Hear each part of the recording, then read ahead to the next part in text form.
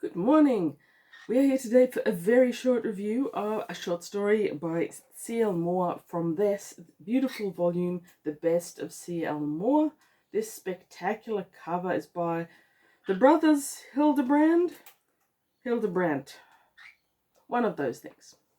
Anyhow, this magnificent cover art, which should indeed be signed and is indeed signed right there, is a pure work of art, and it's actually referring to the story which I have just finished from there, No Woman Born. Now, No Woman Born first appeared in 1944 in, I do believe it is, yes, copyright 1944 for Astounding Science Fiction, December 1944 December 1944 publication. It was renewed in 1971. And I just finished this story last night, and if I had to describe it in one word, it would be breathtaking. This was a breathtaking story for me. I was absolutely riveted by the beauty of the writing. We start with a mystery, and the mystery wraps itself around you, and as it's revealed, it becomes more breathtakingly fascinating than anything you could have imagined from the first paragraph, which reads, "She had been the loveliest creature whose image ever moved along the airways. John Harris, who was once her manager, remembered doggedly how beautiful she had been as he rose in the silent elevator toward the room where Deirdre sat waiting for him. Since the theatre fire that had destroyed her a year ago, he had never been able to let himself remember her beauty clearly." And I could keep reading the whole thing aloud, but I won't. It's quite long. So we've got this instant tension of John Harris is going to meet Deirdre, but we know that a year ago she died in a fire. And that's what the whole world remembers her as having done, died in a fire. But in actual fact, while her body perished, her mind was preserved intact. And this is going to be very spoilery, by the way. If you're just about to read this story, or if you found The Best of C.L. Moore, or if you have that Astounding Science Fiction December 1944 and are about to read it, go away, read it, come back. Because you will need someone to celebrate this wonderful story with. If you are a classic science fiction and fantasy reader, if you just love good literature, you will need someone to discuss this story with. I'm here for you. So you've got this beautiful tension. He's on his way to meet a woman who is the most amazing performer the world has ever known. Apparently she was the most graceful, she was the most beautiful, though we later find that she doesn't really rate her beauty the way he does. She thinks it's a trick of performing, of nuance, of voice, which she also sang. So he's on his way to meet her, and we find out that, as this cover story suggests, she has been rebuilt. Her brain has been housed in a mechanic form. So you've got these long cylindrical arms, these graceful golden arms, which is how this is actually remarkably true to the story. I imagine they actually read it. And her whole body is created of these overlocking metallic bits that rotate almost like an old suit of armor, only in this case, they are graceful and delicate and beautiful. They didn't try to recreate her human appearance or her human beauty. Instead, they made something that was mechanical, yet complementary and suggestive of all that beauty. And that slow unveiling of how it was done is spectacular. So the first person John Harris sees when he gets out of the lift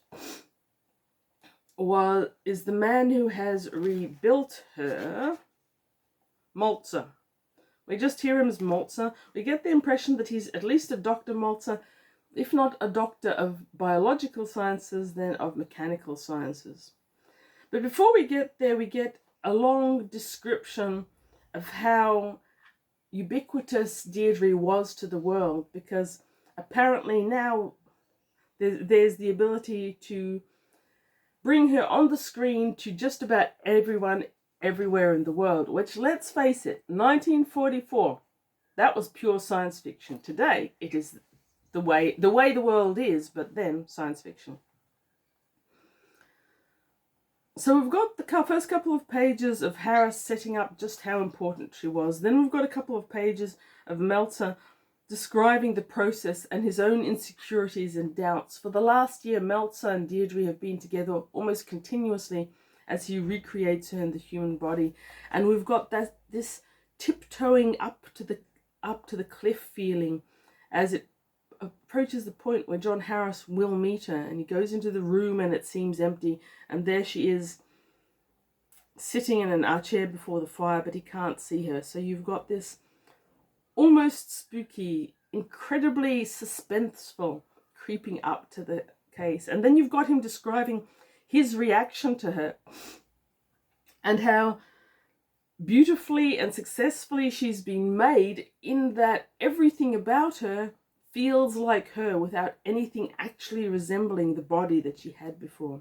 But she's been made to be beautiful and she's been made to be graceful, and the first thing that she wants to do is return to the stage. She's also got such senses that she can accurately reproduce her own voice in the same ways that she did when she was alive. And C.L. Moore goes a lot into the senses. She talks about how sight was the last true sense to evolve, how the senses work together, how our senses respond to someone else, and the feedback of the sensory interplay between a human and their audience.